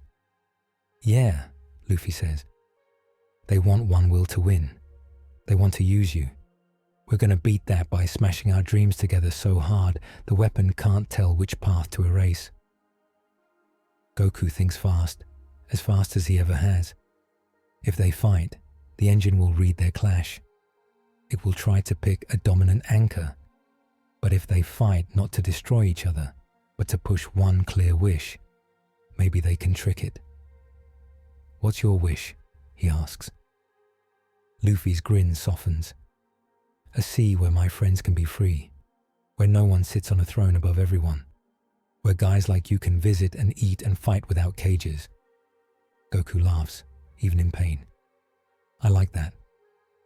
He thinks of his own wish. It is simple, as always. I want to fight strong people, he says, and I want both worlds to keep their food and their sky. He breathes out. Okay, he says, let's show this thing. The cage flares as their joined hands spark. The engine sphere spins faster. Lines of light wrap around both of them now. Warning, Vegapunk's device squawks. Resonance overload. 2 anchors detected. System unstable. Above in the hall, Robin sees new letters appear on the slab. New candidate anchor, she reads. Name, Straw Hat. Status, Joy Boy line. New candidate anchor, anomaly. Status, outside star, conflict state. Imu steps closer, furious. They are trying to take the gun away from us. One elder reaches for the panel. Force anchor, world throne. Robin slams her hand on the stone. Counter anchor, world throne as target, she says, not as source. The letters twist. The slab hums. The weapon's mind, such as it is, reels. Inside the engine sphere, there is no floor. Goku and Luffy float in a space of light and symbols. Lines of energy run between them and the outside world. They can see them faintly. One line goes to Laugh-Tail far away. One goes to a point above, where the throne symbol hangs like a small star. One reaches out into a blue sky that is not this one. Goku's home. The engine's voice is not words, but they feel its push. Choose, it says without sound. One anchor, one target. One line erased. Luffy's face is set.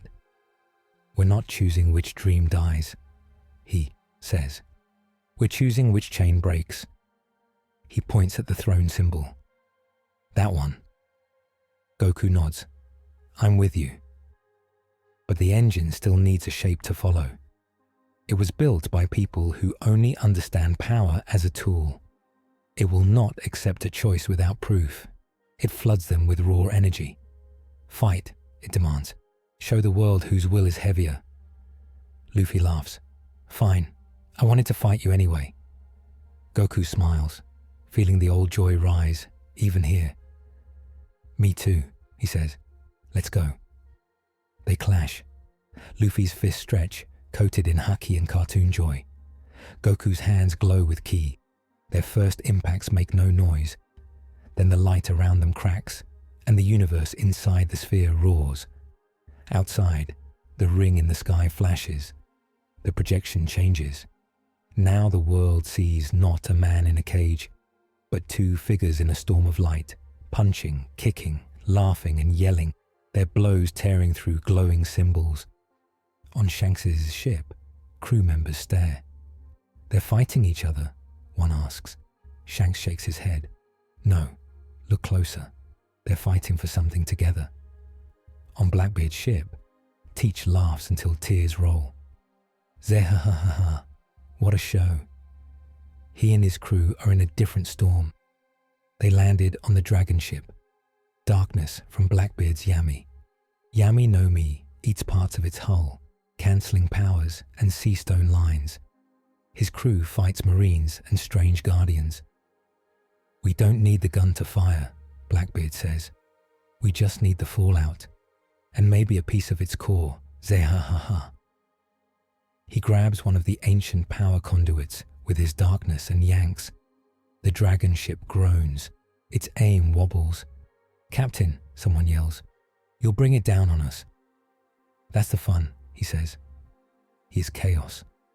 But in this moment, his greed helps. The weapon's focus weakens. It must lean more on Goku and Luffy to keep its shot straight. Inside the engine, Luffy and Goku test each other. Luffy stretches his leg far back, then swings it like a giant hammer. Gomu Gomu no Dawn Whip. Goku blocks with both arms. The hit pushes him back, shock running through his bones. He laughs. You're strong, he says. Your punches are like storms. Like what? Luffy asks. Like really big punches, Goku corrects himself. Sorry, bad at words. He blurs forward. Even held back, his speed is insane. He appears behind Luffy and taps him in the back with a ki-coated palm. Luffy yells as the shock runs through him, then grins. That tickles. He spins, arms swinging. They trade blows. Luffy's haki hits like iron wrapped in joy. Goku's ki hits like a mountain that learned to move.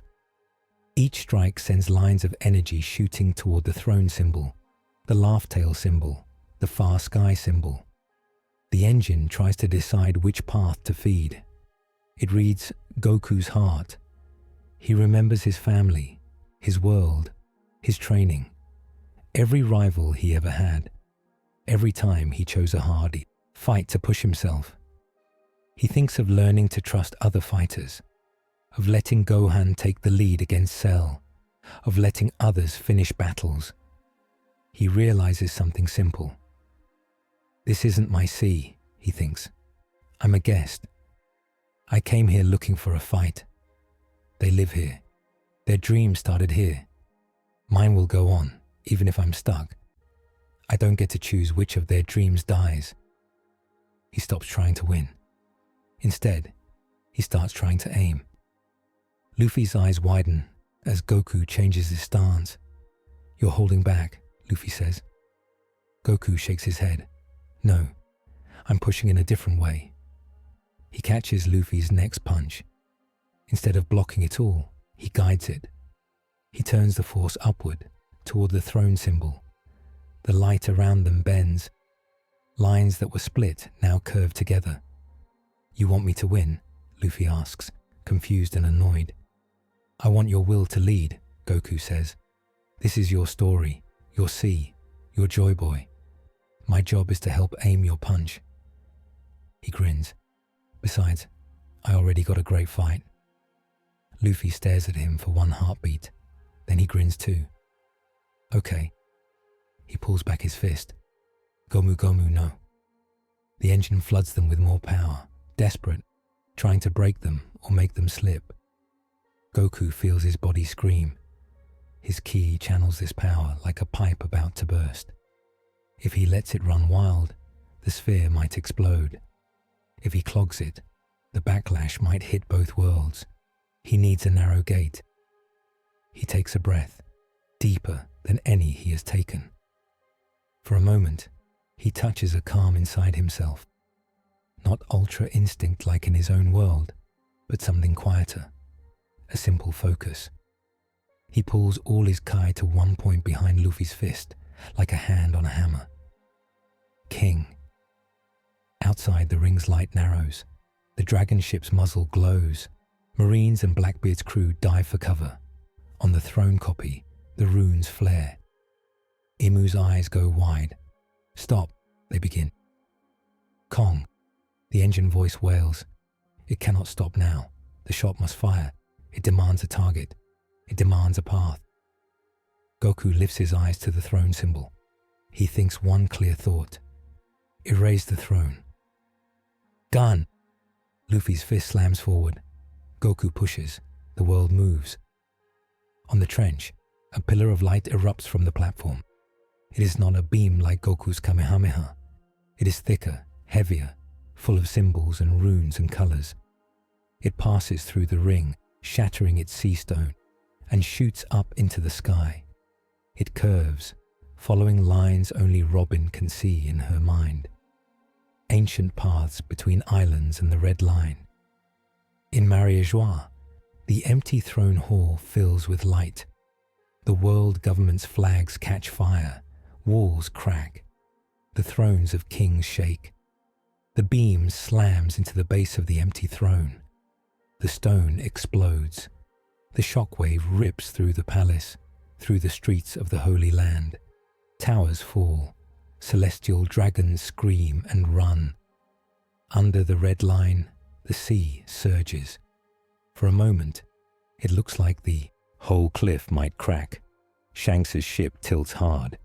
He slams his hands on the rail. Steady, he shouts. All hands, brace.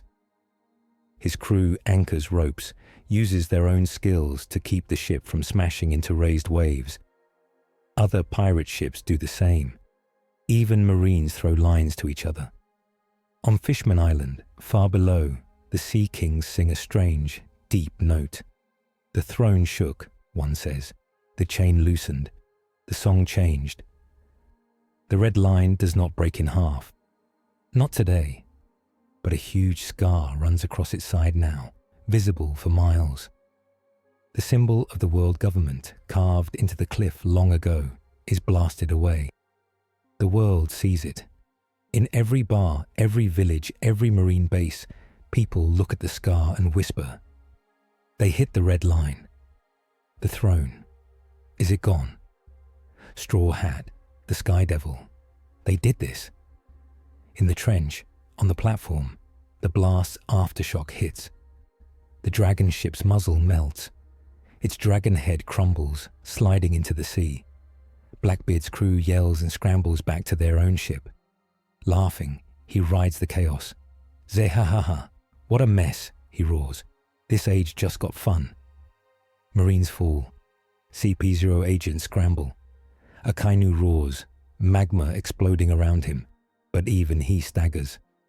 Fujitora kneels, covering his face with his hat. The world's balance tipped, he murmurs. Whether toward justice or chaos, I cannot say. Green Bull's vines wither for a moment, shocked by the pulse. Up in the hall, the elders are thrown to the floor. The slab cracks. Imu stands, cloak whipping in the wild wind that now blows through the shattered window. Their eyes blaze. You, they hiss. Nami and Robin cling to each other as stones fall. Robin looks out and sees the beam's afterglow fading. She feels the line to Laughtail still there, faint but unbroken. She smiles, tired and relieved. Luffy did it, she whispers. Goku did it. They aimed the shot. Inside the engine sphere, silence falls. Light fades. The strange inner space dissolves. Luffy and Goku land hard on the floor of the engine room, smoke rising from their bodies. For a moment, neither moves. Then Luffy laughs weakly. That was awesome, he pants. Goku groans. Yeah, my everything hurts. The cage beams flicker and die. The projectors around the room explode, sending sparks and Seastone shards everywhere. Vegapunk shields his head. Tashigi covers Chopper. When the light clears, the crystal sphere in the middle is gone. In its place, a strange, translucent stone hangs in the air. It looks like Seastone and Ki mixed. Inside it, faint shapes move, like a heart beating slow. Goku floats in front of it, half merged. His arms and legs are free, but his chest and back are fused into the crystal. Ah, he says. This is new. Chopper runs forward. Goku, are you okay? How many fingers am I holding up? He waves all of them at once. Goku blinks. Lots. Good enough, Chopper says, crying a little.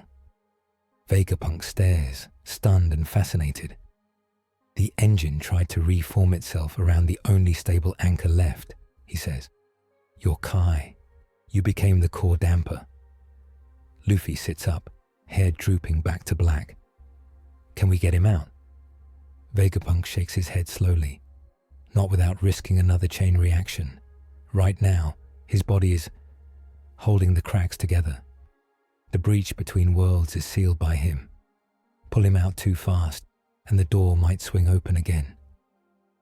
Goku wiggles. The crystal flexes but holds. So I'm stuck, he says. For now, Vegapunk says. Maybe for a long time. Goku looks around. He sees Luffy, smiling even through bruises. Nami and Robin, cut and dusty but alive. Tashigi, sword still in hand. Chopper, crying and yelling at him to drink more medicine. Usopp peeking in from the doorway, shaking. Zoro leaning against the wall with new cuts. Sanji limping in, smoke curling from his cigarette. Jinbei, calm and solid. He thinks of his family far away. He thinks of the two world skies, now both still there. He breathes out. Okay, he says. Then I'll stay. I'll hold it, as long as I have to. Luffy stands and walks over. He puts a hand on the crystal. You're part of this crew now, he says. We don't leave our friends behind. We'll find a way to move you, or break you out safely. One day. Goku grins, and then we finish our fight. Luffy's grin flashes back. Yeah, for real next time. The battle above does not stop all at once. Akainu, furious, orders a full assault. Kill Straw Hat. Kill the outsider. Sink them all. But the Marines are shaken. Many just saw the symbol of their rulers blasted. Some hesitate. Some lower guns. Fujitora steps forward and swings his sword. A wall of gravity slams between the Marines and the pirate side. That is enough, he says. I will not let more men die when the sky itself has changed its verdict. Green Bull scowls but pulls his vines back. Shh, you soft old man. On their ships, the Revolutionary Army raises flags. Sabo's ship appears on the far side of the platform, flames licking its prow. "World government," Sabo shouts through a loudspeaker. "Your throne just took a hit. Your lies are cracking. This is the start." He sends a stream of fire into an empty tower, burning the world government flag there. Other revolutionaries free chained prisoners from lower decks. In the hall, 2 elders try to rise. A shadow falls over them. Zoro stands in the doorway, swords drawn. His clothes are torn. Blood runs down his face. "I got lost," he says, "but it looks like I found the right room." Nami sighs in exhausted relief. For once. The elders reach for hidden weapons. Robin's arms burst from the floor, wrapping them. Zoro lays his blades at their necks. He does not kill them. Luffy's orders were clear. "No kings on thrones," Luffy had said. "But we don't need more ghosts. Instead, they bind them, gag them, and leave them to be judged later by a world that just saw their symbol shatter. Imu is gone. Somewhere between the blast and now, they slipped away. A shadow in a broken world, still dangerous. Days pass. The fleets pull back in pieces. Some marines retreat in order. Some flee without orders. Some quietly help pirates or revolutionaries escape. The trench becomes a no-man's zone. The scar on the red line stays. News flies faster than the wind. The empty throne hit, a paper's front page shouts. Sky Devil fused to weapon core. Another says, with a sketch of Goku half stuck in crystal, smiling. Straw Hat declares war on world throne. A third reads, bounties shift. Luffy's bounty climbs higher, his picture now one where he laughs in gear 5th, eyes bright. Goku's bounty changes title, no longer Sky Devil. Now many posters read Starfist Anchor Goku. His number stays huge, but some corners of the page bear a small note. Do not kill. Target is structural risk. Some Marines argue. We can't shoot him. The science guys say he's holding some crack shut. Others snarl. We can at least capture the ship. In Mariajois, what's left of it, survivors rebuild. The celestial dragons rage and whine. The common workers clean and shake. New rooms are chosen for councils. No one sits on the fractured empty throne, for now. In the spaces beneath the city, secret locks open. Some chained people slip away into tunnels led by revolutionaries. The world does not change all at once, but it is not the same. On the Sunny, parked in a hidden cove near a quiet island, life finds a new rhythm.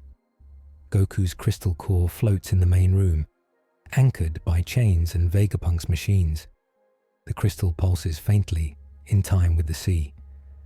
Chopper checks him every day. Your vitals are strange, but stable, he says. You're like a living Seastone battery. Goku laughs. As long as I can still eat, I'm fine. Sanji brings him food on a long pole, sticking bowls into a small opening Vegapunk carved in the crystal surface. Here, Starhead, Sanji says. Special soft stuff. Don't spill it on the machinery. Goku slurps noodles happily. Thanks. Nami sits with maps and a new kind of log pose. Vegapunk has built it to handle the changed fields. Its needles twitch in new patterns. The scar on the red line pulled a lot of currents, Jinbei explains, tracing routes. Some paths are easier now, some are broken. We'll have to sail by feel as much as by tools. Robin reads more poneglyph copies. Some lines glow faintly when she stands near Goku. Joy Boy tried to bring a dawn, she reads. He failed. Another line from another sky came and helped crack the chains. The sea sings his name as Outside Star. Luffy lies on the deck, hat over his face, listening to the creak of the ship and the faint hum from below. He thinks about their fight inside the engine. He remembers how it felt to punch with Goku's ki at his back, to feel their wishes line up. He smiles. One day, he says softly, when we reach Laugh Tale, We'll tell that story too. Blackbeard sails in other waters laughing. He gained some pieces of ancient tech in the chaos. He lost others. He is already planning for the next chance to grab power in the new, cracked order. Shanks watches the scar on the red line from a distance. This age belongs to them now, he says, the boy with the straw hat and the starfist from the sky. We just try not to drown. The world settles into a new status quo. Laws shift slowly. Some kingdoms question the celestial dragon's right to rule. Others cling tighter, afraid of chaos. The Marines are split between hardliners like Akainu and softer men like Fujitora and Kobe, who want real justice, not fear. The Revolutionary Army grows bolder. Their symbols spread. Pirate crews change course. Some decide that attacking Marine bases makes more sense than fighting each other. Some try to hunt the Sunny, hoping to claim Goku's bounty, only to learn the hard way that even stuck in a crystal, he can still flare enough Kai to knock out a ship if he must. He rarely does. He has made a rule for himself now. I won't use big blasts near islands, he tells Luffy one night. I'll only go all out in deep sea, far from people, or not at all. And if someone comes who wants to wreck everything, Luffy asks. Goku smiles sadly. Then I'll pay that cost, but not for small fights, not for pride. Luffy nods. Good. Pride fights are for punching friends. They both laugh. The world's people begin to tell stories. Some call Goku a guardian, a star that chose to stay and hold the sky. Some still fear him. Some paint the scar on the red line with his name and Luffy's. Children on small islands play straw hat and starfist with sticks, one pretending to be rubber, the other pretending to shoot beams. On one very small island, a girl stands on a cliff at dusk. She has never seen the red line up close, but she can see the strange, thin line in the clouds where the big blast once cut. She holds a tiny straw hat carved from wood in one hand. In the other, a round stone she painted with a little star. She looks up and smiles. One day, she says, I'll sail there. I'll see the scar. I'll see the Pirate King and the Starman, and I'll ask them if I can join their crew. The sea breeze lifts her hair. Far away on the Sunny, Goku dozes in his crystal, full from dinner. He dreams of fights and food and open sky. Luffy snores on deck, hat over his face, heading unknowingly closer to Laugh-Tale with each wave. In this era, people argue about many things. Who started the war at the trench? Whether the world government will build another weapon? Whether the red line will one day crack all the way? But on one point, most agree. The day the Starfist, from another world, helped the straw-hatted pirate punch a hole in the world throne was the day the sea's story changed for good. Codex note.